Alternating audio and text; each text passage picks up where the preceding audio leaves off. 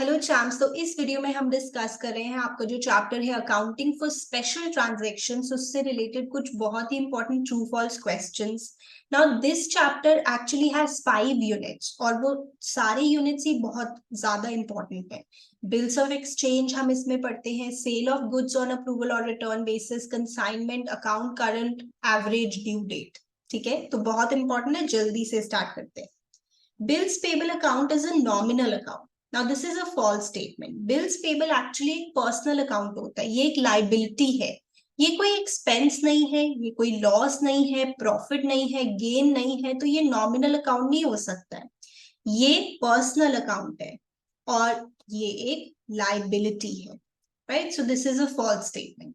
Then promise to pay is included in bills of exchange. Actually it's not just a promise to pay, there is an order to pay. तो इसे भी हम false statement कहेंगे, reason हम कहेंगे there is an order to pay and not just a mere promise to pay, right? उसके बाद days of rebate are added to the due date to arrive at the maturity date. Now days of rebate क्या होता है? Days of grace होता है, जो हम 3 days of grace add करते हैं, राइट? सो ये भी false statement है। उसके बाद there are always two parties to the bills of exchange. This is again a false statement, क्योंकि दो पार्टी से ज्यादा भी हो सकती हैं, जैसे ड्रॉर, एक्सेप्टर और पेई अलग से हो सकता है। अगर हमने बिल को डिस्काउंट करवा दिया तो बैंक को पैसे मिलेंगे, तो उस केस में बैंक पेई हो जाएगा। अगर हमने बिल को एंडोर्स कर दिया तो जिसे एंडोर्स किया है उससे ड्यू डेट पे पैसे मिलेंगे, तो वो पेई हो जाएगा। तो there can be more than 2 parties to bills of exchange. This is a false statement, right? उसके बाद foreign bill is drawn in the country and payable outside the country. This is a true statement. Foreign bill यही होता है जो बन तो हमारी country में ही रहा है, जिसको आप ड्रॉ कर रहे हो in your country, but it is payable outside the country, that is a foreign bill. उसके बाद promissory note is different from bill of exchange because the amount is paid by the maker in case of the former and by the acceptor in case of the letter. Yes, this is actually a true statement, क्योंकि यही होता है। Promissory note में जो bill बना रहा है वही पेमेंट करता है, और बिल ऑफ एक्सचेंज में जो बिल को एक्सेप्ट करता है वो पेमेंट करता है, right? So this is the difference. After that, goods sold on approval or return basis are not recorded as credit sales initially when they are sent out. In case of the business entity sell goods casually on sale or return basis. This is a false statement, क्योंकि जब हम goods को send करते हैं पहले on approval or return basis, उसी समय हम उसको credit sales की तरह रिकॉर्ड कर लेते हैं। बाद में चाहे हम उसकी रिवर्सल करके दिखा देते हैं अगर वो सच में सेल्स नहीं हुई, बट इनिशियली तो हम उनको क्रेडिट सेल्स की तरह ही रिकॉर्ड करते हैं। तो this is a false statement. चलिए आगे देखते हैं। The customer retains the goods even after the expiry of the mentioned term, but this act does not conform to sale of goods as there is no express consent given. Now this is a false statement.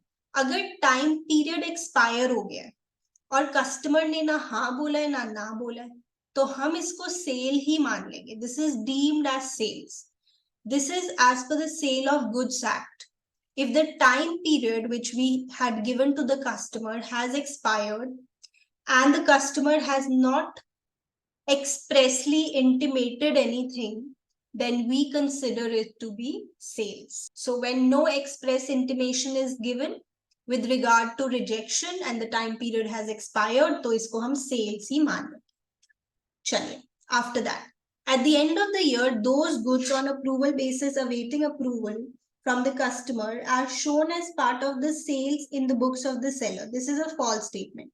देखो, जब year close होता है, जब year close होता है और कुछ goods ऐसे हैं जिनका अभी अप्रूवल पेंडिंग है, तो eight the end of the year हम इन गुड्स को रिवर्स करके दिखाते हैं, क्योंकि सेल्स तो पहले ही रिकॉर्ड कर लिया था, अब उसकी जो सेल्स है उसको रिवर्स करके दिखाते हैं और इन गुड्स को हम क्लोजिंग स्टॉक में ऐड करके दिखाते हैं at cost price. So this is a false statement. ऐसा नहीं है कि इनको हम सेल्स की तरह दिखा के रखते हैं, नहीं। अगर साल बंद हो रहा है और कुछ गुड्स हैं जिनका अप्रूवल पेंडिंग है, तो उन्हें हम रिवर्स कर देते हैं फ्रॉम सेल्स और स्टॉक में ऐड कर देते हैं एट कॉस्ट प्राइस। ठीक है, चलिए moving on then. Then, no entry needs to be passed in the books of the seller when the customer rejects the goods awaiting approval after the closing of the books of the seller. This is a true statement. ध्यान से समझना. तो जैसे जब year close हुआ तो हमने goods की सेल को रिवर्स करके दिखा दिया होगा, बिकॉज अभी गुड्स का जो अप्रूवल था वो पेंडिंग रहा, तो हमने उसको रिवर्स करके दिखा दिया. Now after the close of the year, after some time, अगर ये गुड्स एक्चुअली कस्टमर रिजेक्ट कर देता है तो हमें कुछ एंट्री करने की जरूरत नहीं है, क्योंकि हमने उनको ऑलरेडी सेल से तो रिवर्स कर ही दिया. तो अब हमें इसको रिकॉर्ड करने की या इसकी कोई एंट्री पास करने की रिक्वायरमेंट ही नहीं है. And this is what they are saying. No entry needs to be passed in the books of the seller when the customer rejects the goods जिनका अप्रूवल अभी अवेटेड था after the closing of the books. ठीक है, चलो आगे देखते हैं. The period within which the customer has to reject or accept is fixed by the buyer. No, this is a false statement. Buyer नहीं fix करता है period. This is fixed by the seller. और in some cases mutually decide कर सकते हैं buyer और seller. But buyer नहीं ये period fix करता. This is a false statement. Then, value of the abnormal loss is debited to consignment account. This is a false statement. Consignment account में हम abnormal loss को credit करके दिखाते हैं, क्योंकि इससे हमारे गुड्स की जो वैल्यू है कम हो रही है. डेबिट पे तो वो चीजें दिखाते हैं जिससे गुड्स की वैल्यू बढ़ रही होती है. तो we show this on the credit side. This is a false statement. Then sales account and account sales are one and the same. Absolutely false. और सेल्स अकाउंट तो आपको पता है, जो भी सेल्स होती है कैश पे या क्रेडिट पे. बट अकाउंट सेल्स क्या होता है? It is like a summary और a statement which the consignee sends to the consignor कि मैंने आपके बिहाफ पे ये सारी ट्रांजैक्शंस अंडरटेक की हैं, या आपके लिए मैंने ये सारे ट्रांजैक्शंस अंडरटेक की हैं.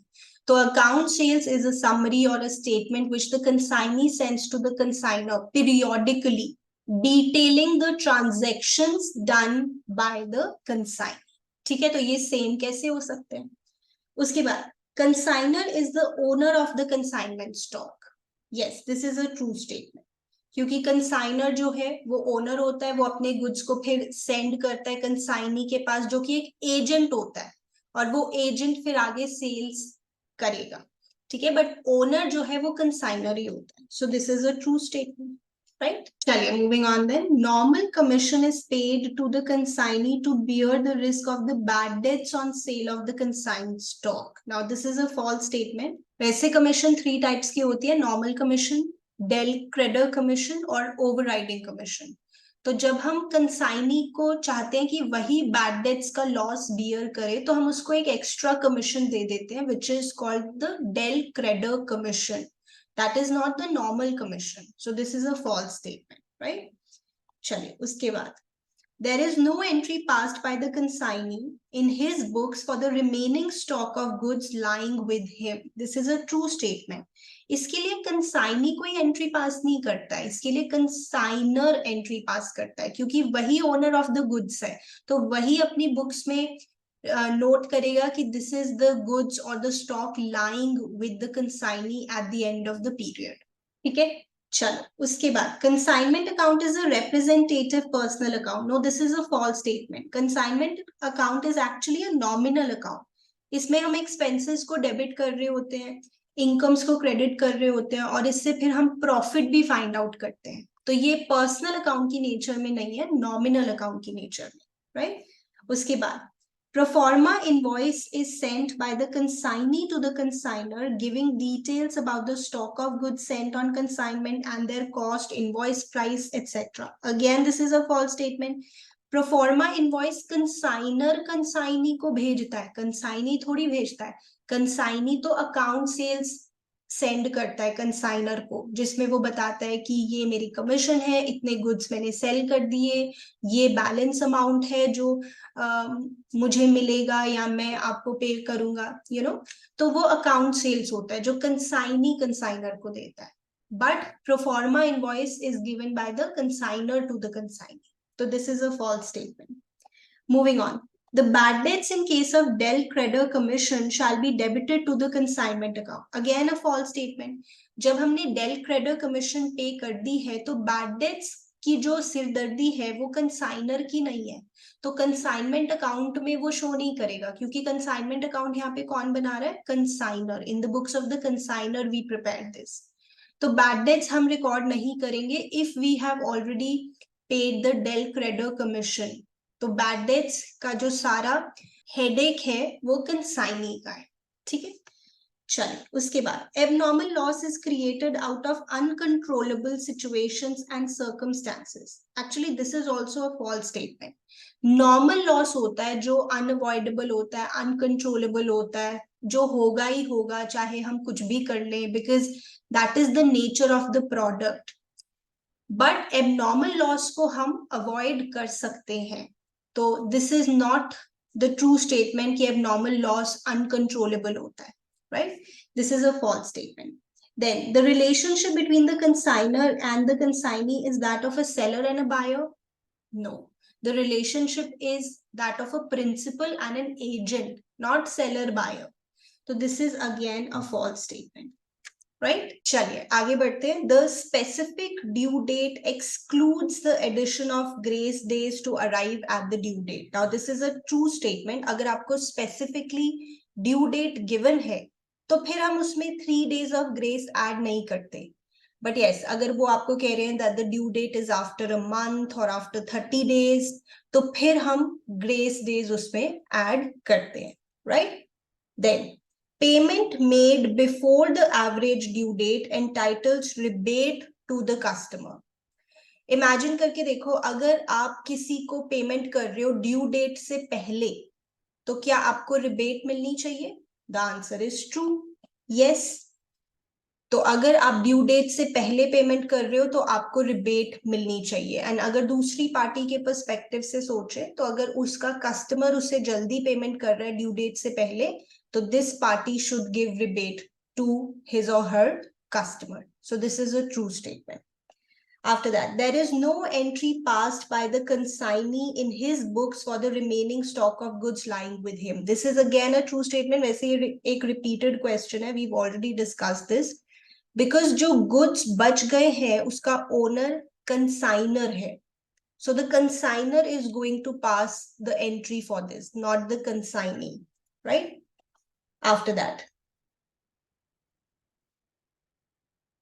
average due date results in loss to the party making the payment. Absolutely false. क्योंकि average due date का concept ही यही है कि एक ऐसी डेट फाइंड आउट करो जिस डेट पर अगर पेमेंट होती है या रिसीट होती है तो किसी भी पार्टी को ना प्रॉफिट हो ना लॉस हो. There are a lot of transactions between these two parties. बहुत सारी डेट्स पे पेमेंट्स और रिसीट्स होनी है, अलग अलग डेट्स. बट एक ऐसी डेट फाइंड आउट की जाए, सिंगल पेमेंट डेट, जिसपे पेमेंट करके किसी भी पार्टी को प्रॉफिट ना हो और लॉस भी ना हो. तो दिस इज एब्सोल्युटली फॉल्स, क्योंकि the whole concept of due date is this कि पार्टीज को प्रॉफिट या लॉस ना हो. Then interest has to be paid by the party making payment exactly on the average due date. No. Why interest has to be paid if you're making the payment on the average due date? So this is a false statement. Next question. Where the due date is a public holiday and the preceding day is Sunday, then the due date falls on the day preceding Sunday. Okay, इससे समझने के लिए अगर एक example देखें, suppose 15 अगस्त वैसे हमारी due date बन रही थी. Now this is a public holiday, तो प्रीसीडिंग डेट पे चले जाते हैं. आपको पता है अगर पब्लिक हॉलिडे होती है तो 14 अगस्त. Let's suppose 14th is a Sunday, then we'll go a day before this as well, so 13th अगस्त. तो this is a true statement. अगर ड्यू डेट पब्लिक हॉलिडे है और प्रीसीडिंग डे संडे है तो ड्यू डेट उस Sunday से भी पहले वाली डेट हो जाएगी. This is a true statement. उसके बाद we have current account and account current are one and the same. This is a false statement. Definitely current account जैसे हम बैंक के साथ करंट अकाउंट ओपन करते हैं and we have a lot of transactions happening in the current account, but account current एक ledger format में दो parties के बीच में जितनी भी ट्रांजैक्शंस हो रही है, the amount that they have to pay along with the interest is calculated. हाँ, करंट अकाउंट में भी इंटरेस्ट कैलकुलेट होता है, अकाउंट करंट में भी, but the way of calculating it is different. इसलिए हम ये नहीं कह सकते that they are one and the same thing, they are different. All right, after that, the account current is an extension of the average due date concept. This is absolutely a true statement. दोनों chapters वैसे भी related हैं, तो account current में भी हम due date से days calculate कर रहे होते हैं, या आप कह सकते हो उस date से हम till the end or the closing of the account वाली date तक interest calculate करते हैं. So average due date का concept यहाँ पे definitely use होता है. So this is an extension of the same concept. Then date of transaction or the due date, whichever is earlier, is considered for the computation of the number of days. No, ऐसा नहीं है. We take the due date. Due date till जब भी account current बन रहा है तब तक हम days calculate करते हैं. हाँ, that is a different thing कि अगर due date नहीं पता है, उसके बारे में कुछ नहीं given है, तो date of transaction हम ले लेते हैं. But this is a false statement क्योंकि हम वैसे due date को ही use करते हैं for the computation of the number of days. After that, A is an account current with B. The person rendering the account current is Mr. A. True or false? This is a false statement. जब ऐसे लिखा होता है A is an account current with B, तो यहाँ पे ये कहना चाह रहे हैं कि B जो है वो account current prepare कर रहा है और render कर रहा है to Mr. A. So they say here the one rendering the account current is Mr. A. This is a false statement. यहाँ पे B render कर रहा है, B prepare कर रहा है and is rendering the account current to Mr. A. After that, the honored bill of exchange will not be recorded in the account current. This is a true statement. सिर्फ dishonor जब होता है bill उसे हम show करते हैं. Then the problem of red ink interest arises when the due date falls after the closing date of the account current. This is a true statement. जब due date उस date के भी beyond चली जाती है, which is the closing date, तो हम इस इंटरेस्ट को रेड कलर की इंक से लिखते थे, तो इसको वहीं से नाम मिला है रेड इंक इंटरेस्ट, और इसको रेलेवेंट साइड पे हम लिख देते हैं. सो यस, जब ड्यू डेट क्लोजिंग डेट के भी बियॉन्ड चली जाती है तो हम फिर उस केस में जो इंटरेस्ट है वो रेड कलर की इंक से लिखते हैं, which is called red ink interest. After that, in account current, while counting the number of days, the due date is ignored and the date up to which the accounts are prepared is included. Now, this is a true statement. For example, हमारी due date है 15 सितंबर और यहां से हमें days calculate करने हैं, let's say till 1st of October, the date of rendering the account current. तो हम इस ड्यू डेट को यूज नहीं करेंगे, इंक्लूड नहीं करेंगे. 15 सितंबर को आप नहीं देखेंगे. You will start from 16th September, but you are going to include this date of 1st October. सो 16 सितंबर से पहले आप एंड ऑफ सितंबर तक डेज लिख लीजिए, मतलब काउंट कर लीजिए. 15 डेज प्लस 1, तो यहाँ पे टोटल 16 डेज हो जाते हैं. So the due date is ignored, but the date up to which accounts are prepared is included, right? This is a true statement. Okay, after that, a bill due on 29th of January is made payable 1 month after the due date. So due date होगी 29th of Feb. True or false? So 29th of Jan, say 1 month, simply 1 month अगर इसमें add करें, so this becomes 2nd month, मतलब Feb, 29th of February. Since this is a leap year 2020, तो हमारे Feb में 29 days है, which is fine. But अभी हम इसमें 3 days of grace भी add करेंगे. Now the month of Feb is over, but 3 days of March we are going to take. 1, 2, 3. So 3rd of March 2020 is the due date.